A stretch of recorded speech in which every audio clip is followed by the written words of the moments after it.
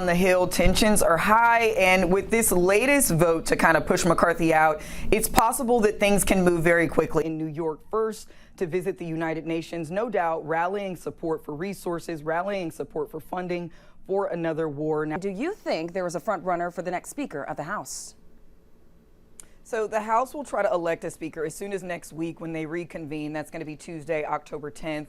Right now, announced prospective speakers are House Majority Leader Steve Scalise, Chair of Oversight Committee Jim Jordan, Interim Speaker, of course, Patrick McHenry. But many doubt that anyone can actually get the 218 votes needed to become Speaker in time. Now, can you imagine your employer firing you for having more than $2,000 in your savings account?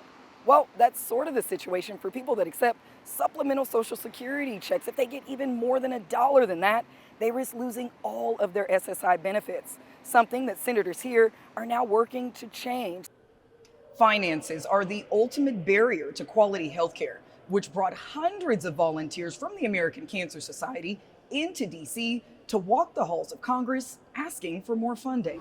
Republican candidates on the debate stage each taking digs at former President Donald Trump, who did choose not to be there. Trump, in response, pointing out his massive lead in the polls, saying he doesn't need to waste time on the debate stage. Pointed criticism for rivals as the candidates faced off on the debate stage. What you've got, honestly, every time I hear you, I feel a little bit dumber for what you say. Very important for our party, and I'm going to say you've gone and you've helped China make medicines in China, not America. You're now wanting kids to go and get on the social media that's dangerous for all of us. You went and you were in business with the Chinese that gave Hunter Biden $5 million. We can't trust you. An intense moment between Nikki Haley, who's currently polling at 6%, and Vivek Ramaswamy, who's polling at 5%, according to Real Politics. Florida Governor Ron DeSantis also taking some digs, mostly at the current administration. The people in Washington are shutting down the American dream with their reckless behavior.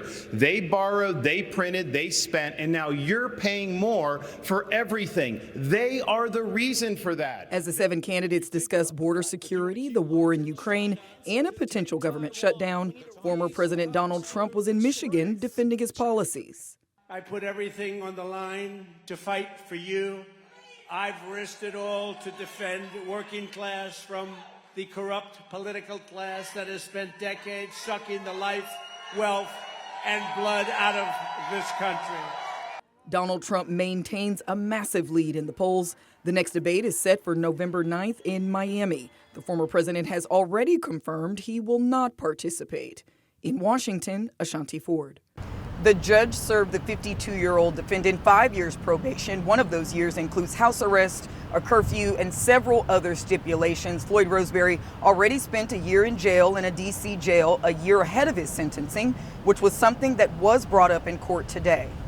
Mental illness was a big topic of discussion in the courtroom. The defendant's attorney outlined that Roseberry suffers from bipolar disorder and was not at that time on the right medication when he made several bomb threats, making it clear that Roseberry's incident was not at all connected to the January 6, 2021 insurrection. When the judge asked the government if the defendant still posed as a threat, they said no.